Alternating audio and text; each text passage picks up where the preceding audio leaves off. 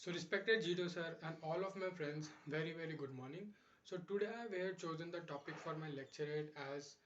India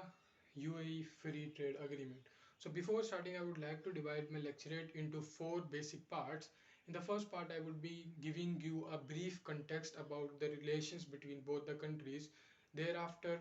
I would be giving you some facts and figures related to trade and investments. And in the third part, I would be talking about how both the countries has reached to the free trade agreement, and at the end, the conclusion and the way forward between the relations. So starting from the first part, so we all know that the relation between both the countries is very much stable right now these days, and both the countries has in the history has signed or established their diplomatic relations in the year 1972 and established or instituted their assemblies in their respective countries, and thereafter the relations has went very neutral, and no, there was a balanced relation. But the in the year 2017, when the Indian Prime Minister Narendra Modi visited the UAE, he signed or he started or commenced the new beginning between the relations as to upgrade the relations to comprehensive strategic partnership, which eventually helps to launch the comprehensive economic partnership agreement, which is also called as the free trade agreement. So if I further move towards if the trade and investments, so the India and the UAE merchandise trade has stood at $53 billion in the fiscal year 2021 and 2022, and both the countries is aiming to reach around $100 billion trade, merchandise trade, and $15 billion services trade in the next 5 years. And here we are excluding the crude oil trade, and if we are considerate, then UAE is the third largest trading partner for India, and from the UAE's perspective, India is the second largest trading partner. And then if I talk about, we all know that India is about to reach its record $400 billion exports, and this agreement could prove fruitful to or could help India to reach its $400 billion mark very easily. And then if I talk about the investments, so UAE has around $12 billion investments in India, and India has around 8 billion US dollar investments in the UAE. Then if I talk about how both the countries has actually reached to the free trade agreements,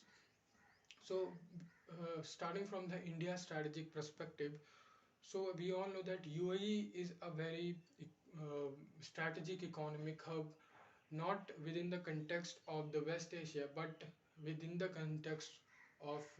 global market, because we all know that UAE is wants to diversify its economy and reduce dependency on the oil imports under its Vision 2021 plan. So as we all know that India is one of the biggest democracy and has the second largest population, so this would not be possible for the UAE to diversify its economy and to improve their exports, and has to improve their imports without the cooperation with the India. So that is why